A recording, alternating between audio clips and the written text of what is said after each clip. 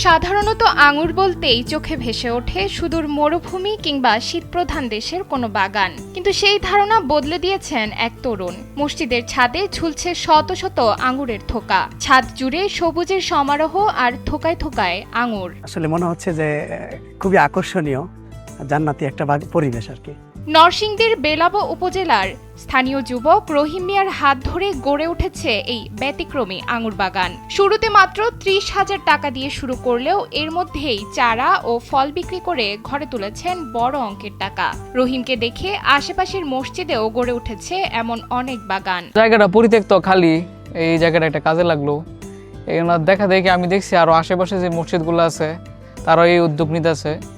এই যে ফল বিক্রি, কিন্তু এর একটা ফান্ড কিন্তু মসজিদে যাচ্ছে, এটা মসজিদের অনেক উপকার হচ্ছে। তবে টাকা ছাপিয়ে রহিমের বড় সার্থকতা হলো দর্শনার্থীদের বিস্ময় মাখা দৃষ্টি। দূর দূরান্ত থেকে প্রতিদিন শত শত মানুষ এই বাগান দেখতে ভিড় করছেন। ওই ফলটা তো দেখেন বিদেশ থেকে আসে, আমরা বাংলাদেশের ফল না। একটা ফল কিন্তু ফাইরা লাগলে 3 দিনের বেশ রাখতে পারবেন না, আর ওরার ফল কিন্তু আপনার 1 মাস থাকে। কিনে আনতেছে, এটা বাংলাদেশে আসতেছে, আসার থেকে প্রায় 15 দিন লাগে। তারপরে এটা বড় বড় ব্যবসায়ী কিনে, তারপরে খুচরা ব্যবসায়ী কিনে তারপরে লটকায় লেখা বেসে 15 দিন পর্যন্ত।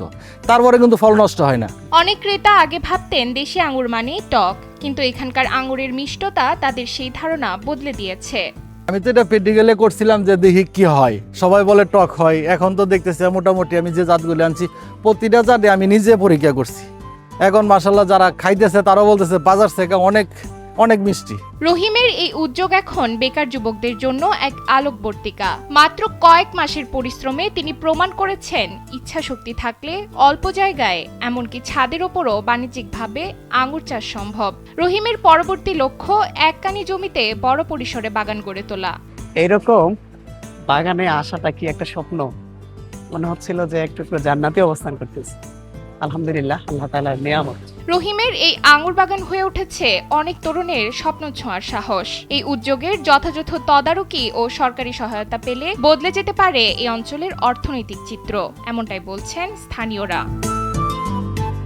নরসিংদী থেকে মুহাইমিনুল ইসলাম শুভর পাঠানো তথ্যচিত্রে ডেস্ক রিপোর্ট নুসরাত তালবিয়া।